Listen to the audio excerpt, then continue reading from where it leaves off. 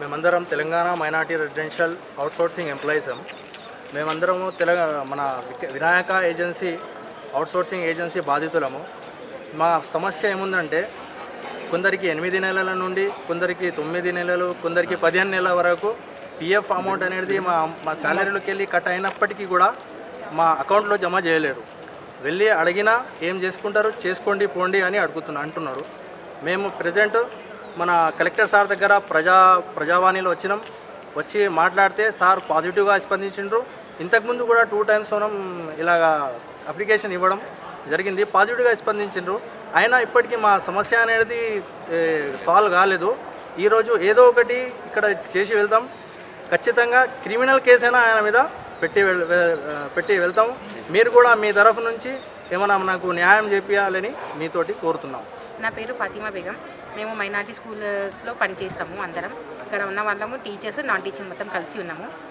మాకు శాలరీ వచ్చేసి వినాయక అవుట్సోర్సింగ్ నుంచి వస్తుంది. సార్ పేరు వచ్చేసి Vithal Nayak sir. Last 7 years నుంచి మేము ఇక్కడ పనిచేస్తున్నాం, కానీ ఎప్పుడు మాకు పిఎఫ్లో ప్రాబ్లం ఏం రాలేదు. కానీ 2023 ఆగస్టు నుంచి మాకు పిఎఫ్ మొత్తం అనేది క్రెడిట్ కావట్లేదు. మంత్స్ మధ్యలో మిస్ చేస్తున్నారు. 2022 ఫిబ్రవరిది 1 month మిస్ చేసినప్పుడు మేము ఎక్కడ రియాక్ట్ కాలేదు. తర్వాత 23 ఆగస్టు నుంచి కంటిన్యూ 5-6 months మిస్ అయింది మాకు. మళ్ళీ మేము ఆయనతో కలిసి మాట్లాడినాము, ఆయనకి మెసేజ్ కూడా చేసినాము, కానీ ఆయన రెస్పాండ్ కాలేదు. చాలాసార్లు వాళ్ళ ఇంటికి కూడా పోతే ఎవరికి చెప్పుకుంటారో చెప్పుకోండి అని అన్నారు. తర్వాత కొంతమందికి పిలిచి సింగిల్గా చెక్స్ కానీ ఒక 4-5 members చెక్స్ కానీ అట్లా ఇచ్చిన తర్వాత దాంట్లో కొంతమందికి క్రెడిట్ అయింది అమౌంట్.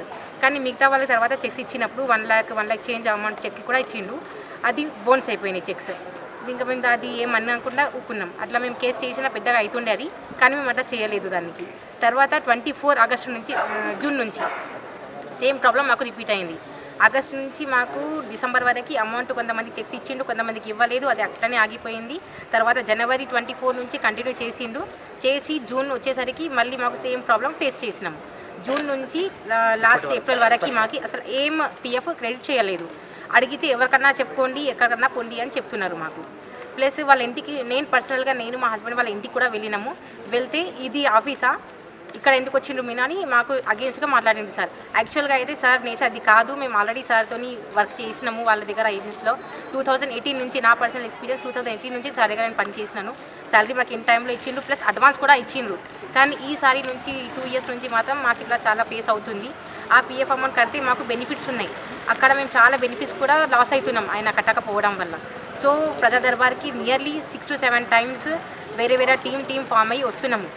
అయినా ఇక్కడ మాకు ఏం లాభం లేదు. లాస్ట్ వీక్ మండే ఆఫ్టర్నూన్ మన ఎంప్లాయ్మెంట్ ఆఫీస్కి సార్ వచ్చేసి కలిసిండ్రు. అక్కడ ఒక 4-5 members వచ్చిండ్రు, వాళ్ళకి పర్సనల్గా అమౌంట్ ఇచ్చేసిండ్రు. అక్కడ కూడా మళ్ళీ డామినేషన్ ఏముంది అంటే మాకు 2 shares కలిపి 3600 క్రెడిట్ కావాలి per month. కానీ సార్ అక్కడ ఏమంటారు అంటే నేను ఎందుకు లాస్ అయితే నేను 3000 per month మాత్రమే ఇస్తాను, 3600 ఇవ్వను అన్నారంట. మళ్ళీ వాళ్ళు అరిగి చేసి అక్కడ 3600 మొత్తం 9 months ఎంత 5 months ఎవరెవరికి ఎన్ని రావాలో అన్నీ తీసుకున్నారు. మిగతా మేము వాళ్ళ అడిగితే ఇస్తాము, వెయిట్ చేయండి అంటే అక్కడ ఎట్లా ఉంది అంటే మేము అడుక్కున్నట్టు ఉంది. అక్కడ ఆయన మాకు అమౌంట్ ఏదో మాకు బిచ్చం వేస్తున్నట్టు ఉంది, కానీ మేము కష్టపడినా చేసిన అమౌంట్ లేదు.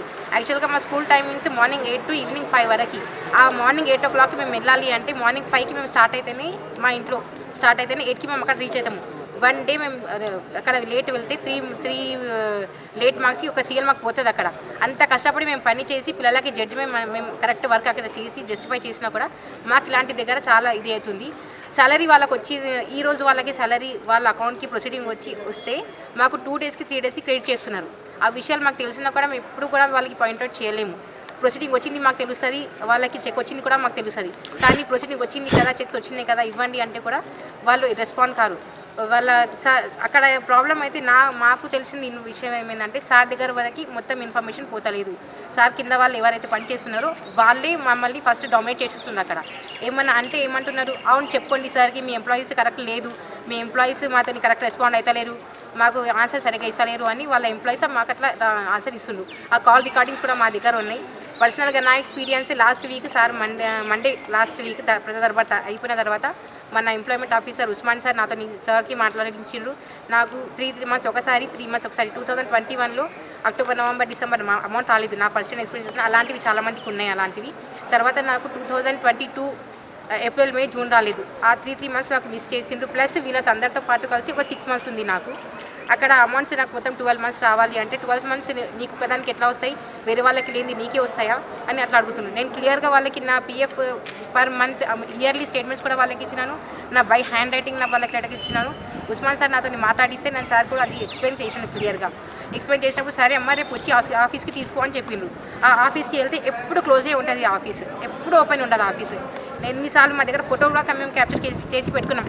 మేము వెళ్ళినప్పుడు ఆఫీస్ క్లోజ్ ఉందా ఓపెన్ ఉందా వాళ్ళకి అడిగితే వాళ్ళు ఏమంటారు, లేదు ఆఫీస్ ఓపెనే ఉంటుంది. ఒకవేళ ఆఫీస్కి 2 days క్లోజ్ చేస్తేనే మనం స్టెప్స్ పైన ఎంతనో మురికి ఉంటుంది, అక్కడ డస్ట్ అనేది ఉంటుంది, షటర్ పైన డస్ట్ ఉంటుంది.